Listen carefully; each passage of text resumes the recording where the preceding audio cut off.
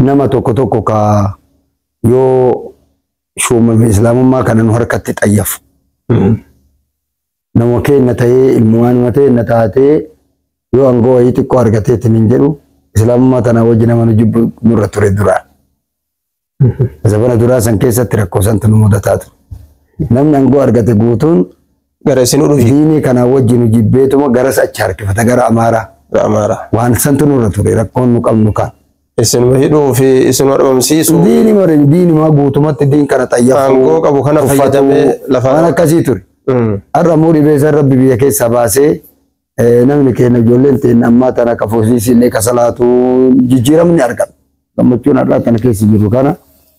Deddeemanii da'awaa godhuu kanas an haqiiqatan isinuu dhage waan fakkeessuuf illee miti. Achi dhaqaa guyyaa kan achi dhaqaa guyyaa kan achi dhaqaa jedhan akkasi deddeemanii hatta anuu korrojee isin jalaa jechuudha. Aboo yoo gartee akkuma tafsiira qaraachuu waliin qara'u haga tafsiira yoo qare akkasii Abdurrahmaan da'awaatti deddeemee da'awaa godhaa ofiin jedha. Deddeemuu kana islaafuu rabbi isin laaffise warra keessanillee akkasuma rabbi laaffise makiinaan isin deddeemtaniin kan jirre. Gaangee qabdan isa keetiin deemtan. Gaangee illee isin harkatti agarre ofiinuma deemtan. Achillee nuu mul'attan, achillee nuu mul'attan, achillee nuu mul'attan. Dura haadha manaa rabbi isin laaffise. Ijoollees rabbi isin laaffise. Akkana deemtan moo. Jara boojisaatuma jara iyyisiisaatuma biraa deemtan osoma akkamitti har'a deemta jedhanii fa'aa fulaa isin cufan darbitanii baataniitu. Akkana ala keessa ooltan moo duubaa gad isin baasan. Wallahi yani da'awaa godhe kanallee haqiiqa rabbiitu nama goote. Daawari kiyya na gargaaree daawaa na gargaaree ijoollee tiyyallee gartee waan diini itti ajamtu barsiisaa. Sanuu jaartiin lamame? Jaartiin lakki wayita duraa san jaartiin takkatti maa. Toni jaartiin bara lama fuudhuun hin ta'u jedhanitti niini awaajiin itti baasan bara san lama godheanii. Morka isaanii? Isaan nuudhisu barbaadanii. Isin ammoo faallaa san deemtan. Ta'u jedhanii seera baasan dhugumaa bara. Waan olumaanii guddaan irratti ol gahee godina Arsii kana irratti Haaji Yusuffaa ka jiru. Nu warri hasaasaa hin ta'a jennee rabbitu jedhe. Biyyi hin ta'u jedhee olumaa akaawwan harka galfataniitu wanna mootummaan jedhe ta'a jedhan gaafsan. Nuti immoo waan rabbi jedhe ta'a eega rabbi hin ta'a wallahi Haaji Yusuffaa Haaji Mahammad Sayyid kana fa'aa dadhabani. Eega rabbi hin ta'a jedhe. Hin ta'a. Rabbitu hin ta'a jedhe. Haraman jennu abbaan barbaade haa fuudhu ka fedhe haa dhiisu. Walakin harama jechuun ta'u yaa rabbi haraaramu fubo. Gaafsan fuudhan. Anillee immoo gaafa kana gartee eega saniiti faallessuuf jedheetiniin jaartii Addis Ababatti fuudhee sheeka. Warra gartee gaafsanatti. Akkasitti ijoollee lama irraa argadhe Abubakariif Umariin irraa argadhe jaartii sanillee. Alhamdulillahi rabbil alamin. Masha Allah masha Allah. Waan ajabaati. Anillee waan dhagahe kama Indame. Ilmaan meeqa hortan isin? Alhamdulillah ijoollee gara 15 takka hin duute 14 qaba alhamdulillah. 14 qabdan. Masha Allah. Dhiirri meeqa? 7. Dubartiin meeqa? 7. Maal akkas godha rabbi akkas godhetanitti himatammoo? Wallahi ani yoo dura gara ijoollee 40 baallee odoo rabbi naa kenna hawwii qaba. Beetasamni lakki ummata ani haqiiqatti shari'aa oduu nabii dhaga'ee isiniin ufraadha guyyaa qiyaamaa nabiin jennaan odoo karaa kiyyaan zariin guddoo wayii naa argamte jechaa hawwe. Marra sogaaf kan baqachuu Tigreen maal habaashin isin baqachiisuu baate silaa akkasuma deemtan fakkaatanii jidduun rufuujii taatanii baqattanii waajjira taatan. Waajjira taatanii jidduun. Bakuma santuu yakkas. Dhiirri meeqa? Dhiirri 7. Dubartiin 7. Durbillee 7. Dhiirri hundinuu fuudhanii mana baanii? Tokkocha malee hin fuune lakka. Ijoolleen hin fuune. Maal ani biyya alaa jira akkamitti fuudha ijoolleen ani bira hin jiru. Ofii ol guddisanii. Ofii ol guddisanii. Allahu akbar. Fuuldirri isaanii milki jennee yaadna. Rabbi milki yaa godhu. Leannahu abbaan tufida rabbiitii biyyaa bahe. Akkas. Shamarran mana qabatanii? 3 heerumti. 3 heeruman. 3 amma 4tu jira takka xiqqoodha. Orri kun ga'ee kun hin geenye. Akkasii 3 amma heeruma geette rabbiin naa heerumsiisu gartee asuma keessa na eebbisaa namni dhageetta. Warra dhiiraatillee wata akka daa'imaa akka aananii nullee kadhaa jedha dargaggoon gaaf nazmii takka dur baase nullee kadhaa jedha dargaggoon qeerroodha na jala badu feetisa rabbiin si haa kennu akka dhadhaadha nyaatanis dibatanis hundinuu karaadha jechaani ture. Mashaallah. Dhadhaan gaa nyaatanis dibatanis namaa ta'e hundinuu karaami. Warra shamarran illee akkasii rabbaa kennuuf. Amiin. Ka dhiiraat illee akkasii rabbaa kennuuf. Ya Allah.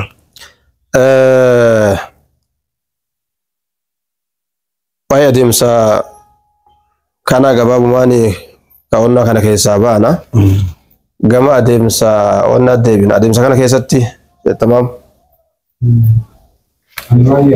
Kana keessa gamoonni hojii tarkaanfachuuf gara adeemsa kiidimmaa uummata keenya adiini.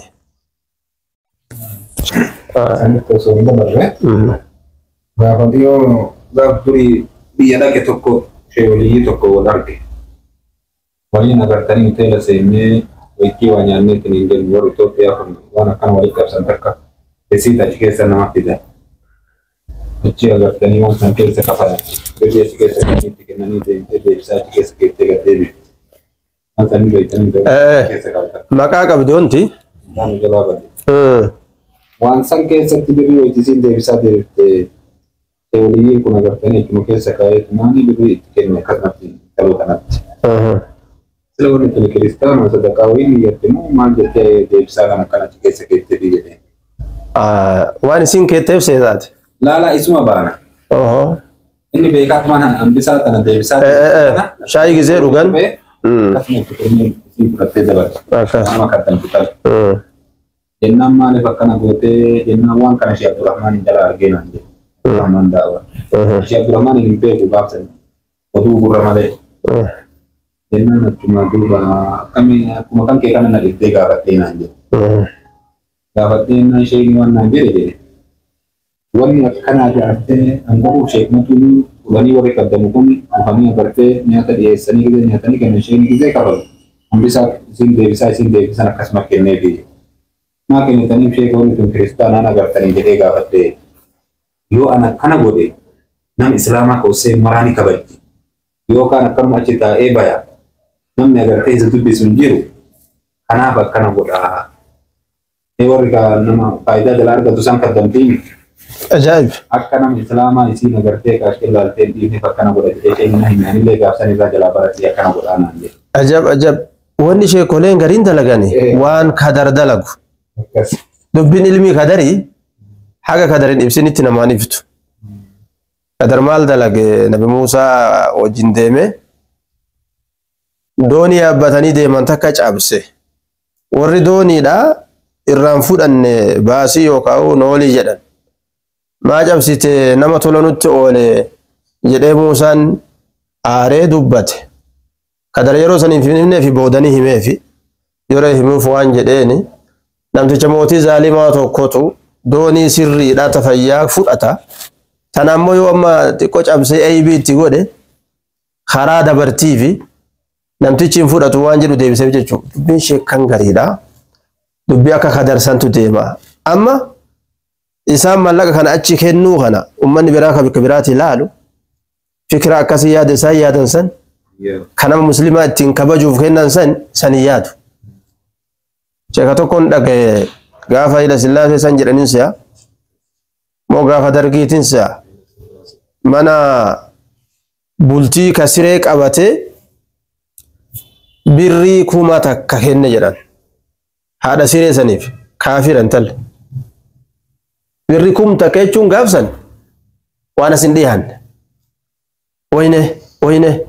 Wayne jechaatuma dhuftee waan ofirraa qabdu kana masqala kana qarxam gootee shaadaa qabatte jedhan. Hikmaan namni olomaa'ii keessatti himu kuni waan ajabaati. Baga hikmaa akkasillee sin qunnamne. Manuma san waqfii goota jedhan Allah. Akkan. Waqfii goota. Haza wal islaam. دوبا أما جما ونا ديبنا سكيد ممان أمتا كينيا كون بيجا دبتنا كيس الدنيا نويتان سلاهو الدنيا هدو كيس أنا نويتان مكيد مان هاتي مهارانه قلمه هاتي تندرجة قبضي بر كتمان هاتي تينياتون ديني في قوته تأسيم بيت مالي نمني علماء كان ada isimi kabar si sellen isimi kidmamman hati tenya hati Ethiopia biya san kesa jirwan ta ne bila fatenya me kidma jaisin ajaib sifti ta dubartin tenya din islamati dursit ta akamtu tasin dagamtu jirti me ta har alle warri amma jirullen irra laallatee waan sanirra cimuu danda'u. Tajaajilatan qabdanii? Hin qaba. Alhamdulillahi rabbil alamin biyya deemu kana keessatti waan isin ajabu argina gizee maraa islaamummaa tana keessa namni keenya harka dheeraa qaba. Waan rabbiin malee namni beekee gatii deebisuumi. Dubbii tana fakkaattu namni hajjii dhufeet wayita namni hajjii dhufu hujjaaja asirraa dhufu kana achitti walitti qabnee دكتورة كأنها اتوامنا دكتور عبد الشكور رحمة الله بساني عرارة قاف علماء كان ولدتك أمني دكتور عبد الشكور ورأى أكل في علماء ولدك أمني اتوامنا كان أبوتو بوتشي يو عرفات آبتان أني دعوتون دندهما نركبا أمني عرفات آبتك بوتو حووتا دور ديني إسلاما كان كيسا تلمان في قوقب الشتين ونياتشفت جرسني رب كتايا دكتور عبد الشكور نما مرات دامني لا إساني أمتا shantama yookaa 60 dura darasummaa yeroo sanii yaadatanii ayyoo yeroo sanii yaadatanii du'aayi na godha jedhanii du'aayi gosan nama mara dhaaman hin dagatina amana jedhanii nama mara boochisanii namuu yaadate akkan wanni hawwanni dubartiin islaamallee bakka ofiitiin dhaabattee wanni abbaallee gartee eegasaniiti namni dhiirallee dhaabatee waan kana hin jedhamne gaafa namni waa qaroomee waa walii godhuu hin dandeenye ulmaa waa godhe hambi kenna. Dubartiillee waa goote dubartii darasaan ganda darasaan biratti heexoo dhuydu jira. Taarikaan beekaman akkana biyya Arsii kana keessa ganda darasaan guyyaa heexoo geettu. Akka haadhaa namni biratti dhufee heexoo ka isiin heexoo bichaan obaafne dhadhaa qopheessitee darasaa heexoo dhuyde kana marqa qopheessan. Nama heexoo dhuge kana waan bareedduu kennan. Ganda itti waan gara ofiitti jiifatan itti barbaadatan haadha taateeftu jiru. Nama dubartii gartee guyyaa kamisaa darasaan ganda marashee kudhan birallee yoo jiraatte darasaan hedduu isii bira ganda san galtu jira. Wanni biyya teennaa waan ajabnee lakkoofne. Ganda tokko yaadadha kanarratti Shaashamannee kanatti qaryaana baasanii beelli bu'e miilaan deemuu dadhabne miiluma kanaan idaa namni oguu waan nyaatiin miila kana dadhaba ajaa'iba. Ammaal na taate jedha. Eda dubbiin beela. Gaafsani warri qaryaa kiyyaa suni daa'imni osoo jala boochu ijoolleen osoo jala boochu bixxillee yookaan qiinxa waan qixxaa tokko gartanii isa san akkasitti goote osoo daa'imni itti booyu fuutee naafitti. Haga har'aa nama san irraafachuun dadhabe. Dooktor Abdushakuur akkana kana beekaa.